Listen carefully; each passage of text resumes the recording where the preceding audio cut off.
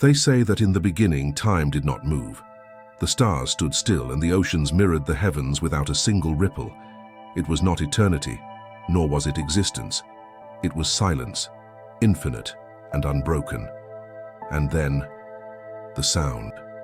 One sound, like a drop of molten metal falling into an empty forge.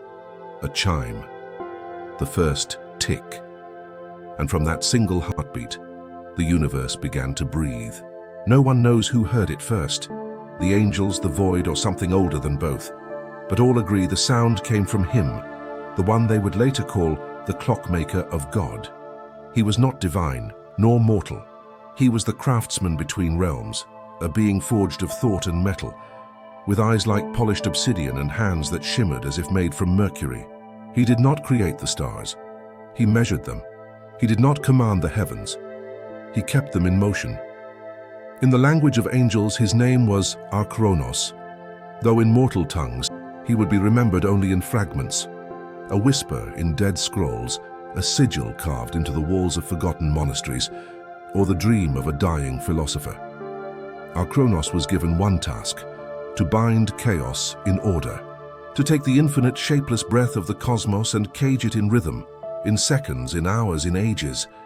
For even God, they say, feared the wildness of unmeasured time. And so Archronos built, not with wood or stone, but with the bones of reality itself. He bent light into gears, molded gravity into springs, and used the echoes of creation's first words as his tools. From the dust of the stars, he shaped 12 great wheels, vast beyond measure, turning silently in the void. Each wheel marked an era, and each tick of its teeth brought life or death to something in the cosmos. When the first wheel turned, the stars ignited. When the second began to move, the oceans filled. When the third clicked forward, life took its trembling breath. And when the fourth turned, the concept of death was born.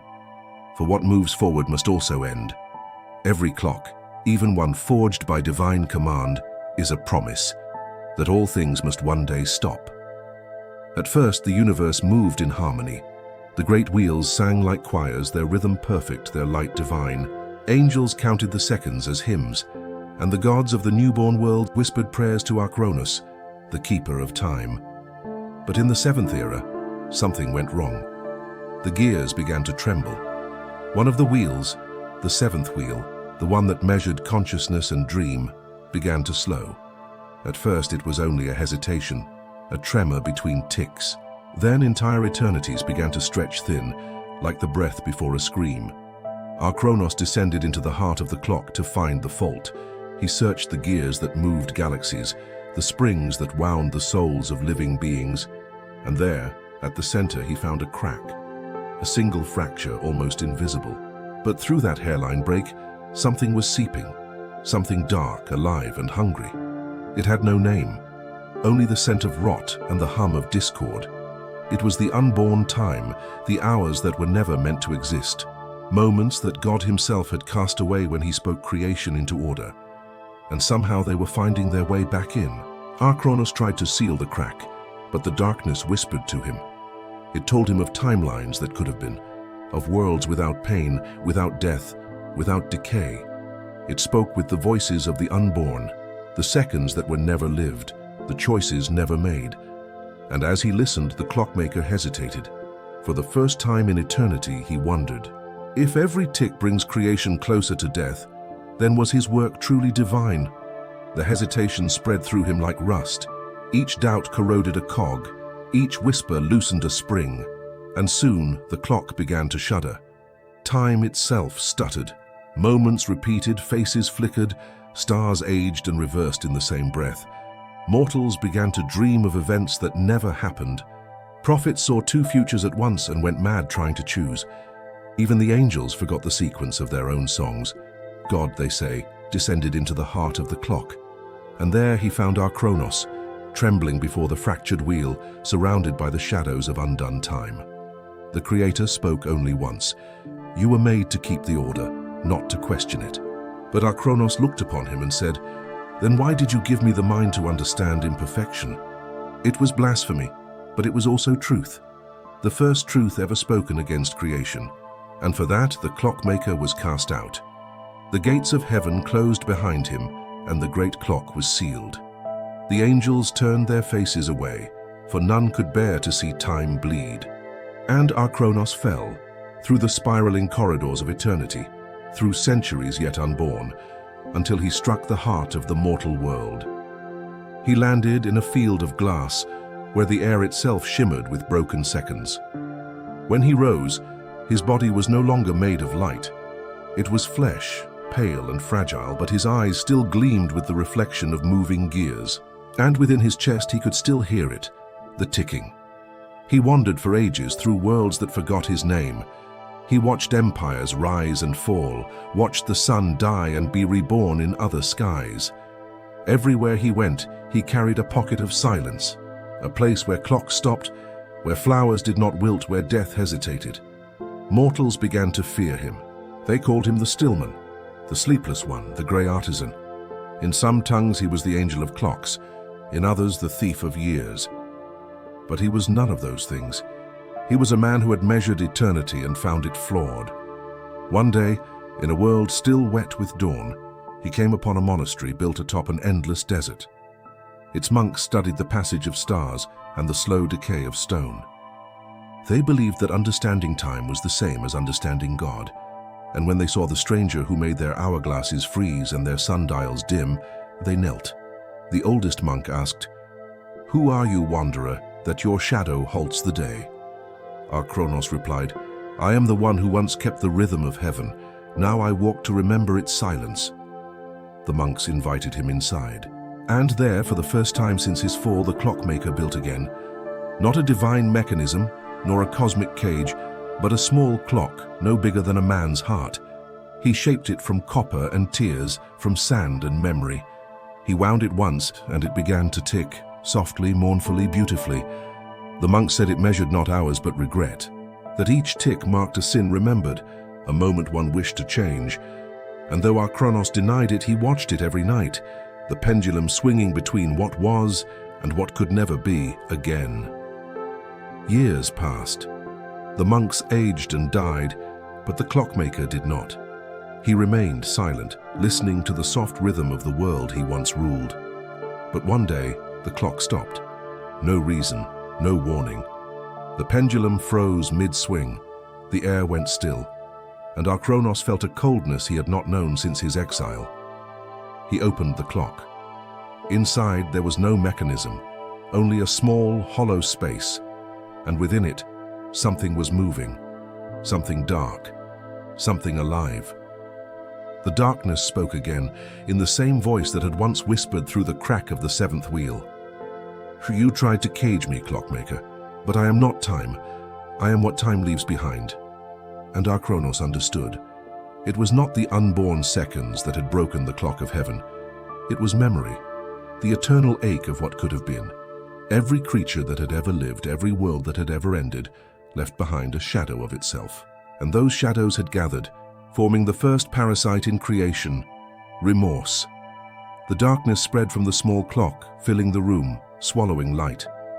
It showed Archronos visions of God alone in his creation, staring at a universe that decayed with every passing age, of angels crying not from joy but exhaustion, of mortals praying for meaning in the echo of endless loss. And the voice whispered, "If even God cannot stop decay, then why should you?" Archronos looked upon the broken clock and felt the tick within his chest falter. He saw the flaw in the divine design, not chaos, not disobedience, but sorrow itself. A sorrow that bled through eternity, staining every hour with the memory of what was lost. And in that moment, he made a vow. "If time is God's greatest creation, then I shall be its undoing." The vow hung in the stillness of the ruined monastery like a curse. No wind dared move, no dust dared fall. Only the faint echo of Archronos' words lingered in the silence, a promise not to heaven nor to himself, but to the very fabric of existence. And as he spoke, the last light of the setting sun bled across the desert, and the shadows listened. He began again, not as a craftsman of order, but as a heretic of eternity. If once he had built to preserve the rhythm of creation, now he built to break it. He gathered metals that had never cooled, stones that had never aged, and fragments of fallen stars that still wept light. He took the remains of his heart, the divine clock still ticking faintly in his chest, and placed it on the altar of the dead monastery. Then he whispered the first unholy prayer ever spoken. Let this mechanism devour the rhythm of the maker. And the gears began to turn. It was not a clock in any mortal sense. It had no face, no hands, no numbers. Its surface was a shifting labyrinth of silver veins and black light, pulsing like a living organism. Each pulse erased something, a sound, a scent, a breath, like time itself was being inhaled. The monks who had once worshipped in those halls were long gone, but their bones trembled as if hearing the ticking beneath the earth. Archronos named it Chronophage, the clock that eats time. It did not measure seconds. It consumed them. Every turn of its unseen gears unmade a moment somewhere in the world. A flower that had not yet bloomed suddenly vanished from its stem. A song that would have been sung was never composed. A love that might have been confessed dissolved before the lips could part. And Archronos felt each disappearance like a heartbeat inside him. He had become the conduit of forgetting. At first it was small things, harmless, almost merciful erasures. The grief of a widow, the memory of a dying child's pain, the echo of a soldier's scream. He watched them vanish and whispered, "Peace." But soon, the chronophage grew hungrier. It began to devour entire days, then centuries, then epochs. History twisted like molten glass. Kings were born without thrones. Wars ended before they began. The stars themselves faltered, blinking in and out like dying embers in a cosmic storm. And Archronos, who had once been the keeper of order, stood at the center of the chaos he had unleashed. He did not stop it. He could not. For every moment the clock consumed, he felt lighter, freer from the burden of eternity. The pain of remembrance, the weight of regret, all faded into the nothing he had once feared. He told himself this was salvation, but in the silence that followed each devoured second, he began to hear something new. A voice, not the whisper of the dark, not the echo of the unborn time, but something softer, sadder. It came from within the chronophage itself. "You are not alone in your sorrow." He stepped closer. The gears pulsed brighter, and for the first time, the surface of the machine reflected not his face but another's, a figure of light standing where the clock's shadow should be. It was her, not a woman, not a goddess, but a presence that radiated gentleness older than creation. "Do you know me?" she asked. Archronos bowed his head. "You are the first hour, the moment the divine hand turned from silence to motion." She smiled. "And you are the last." She called herself Iona, the breath of dawn. In the celestial order, she was the first beat, the spark that began the flow of time. When God spoke the world into being, her pulse was the rhythm that carried his words into the void. And now she stood before the fallen clockmaker, not in wrath, but in mourning. "You seek to erase what you were made to preserve," she said. "Why?" Archronos looked at the chronophage and whispered, "Because perfection decays, and all that lives suffers the memory of its own ending." Iona stepped closer. Her light brushed against his skin, and for a moment he remembered warmth, the warmth of creation before sin, before sorrow. "You are wrong, old friend," she said softly. "Memory is not the wound. It is the scar that proves healing exists." But Archronos shook his head. "Then tell me, why does the Maker let his creation age? Why do even angels fall into silence? Why must every love end in forgetting?" Iona's expression dimmed, and her voice trembled with something that almost resembled fear. "Because time was never meant to last forever, not even for him." The words struck like thunder. "What do you mean?" "The Maker built the clock not to rule eternity, but to escape it." And with those words she revealed what even Archronos had never known. In the beginning, before light and shadow, there was only God, if he's infinite, aware, and utterly alone. Endless consciousness is a kind of madness. To know all things, to exist without change, is to drown in one's own eternity. So he made time, not as a gift, but as a refuge. a wound carved into himself through which he could forget what he was. Every age, every birth, every death, all of it was his way of closing his eyes for a moment. But the wound never healed. And when Archronos built the great clock, he unknowingly sealed God inside his own creation, trapped the infinite within the rhythm of seconds. That was the secret Iona carried. God himself was dying of time. Archronos fell to his knees. The realization tore through him like shattered light.